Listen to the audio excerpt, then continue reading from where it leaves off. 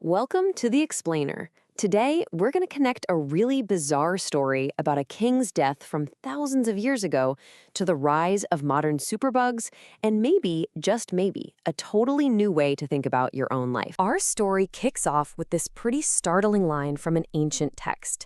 It's describing the fate of a powerful ruler, King Herod. And I mean, he was eaten by worms and died? That sounds absolutely gruesome. It's straight out of a horror movie, right? So what does that even mean? Are we talking about literal giant worms bursting from the ground to devour a king?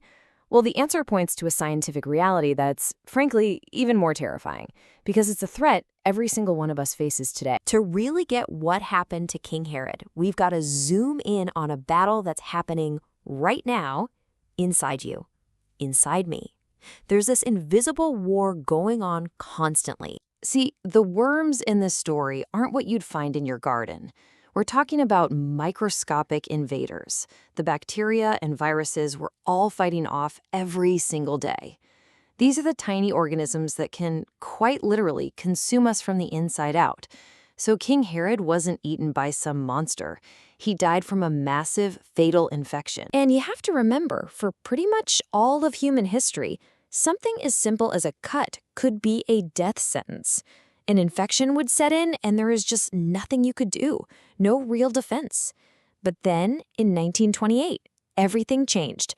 Penicillin was discovered.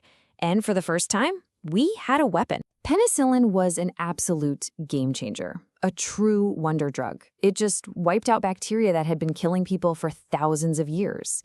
It really, truly seemed like we finally won the war against these invisible worms. But yeah, that victory didn't last long.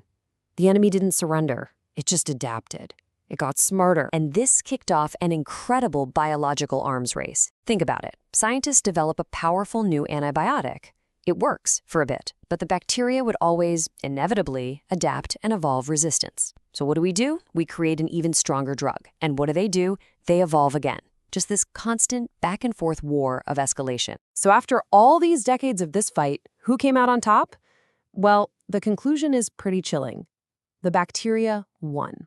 They have evolved into what we now call superbugs. Strains of bacteria that are resistant to even our most powerful last resort antibiotics. And this is not some far-off theory. This is happening right now.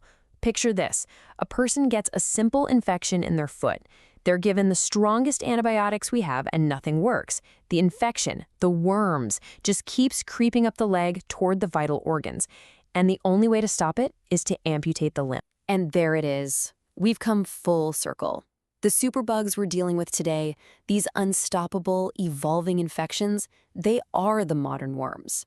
King Herod's strange, ancient death has become a very real modern-day threat for all of us. Now, this connection between ancient worms and modern superbugs, it reveals something much deeper.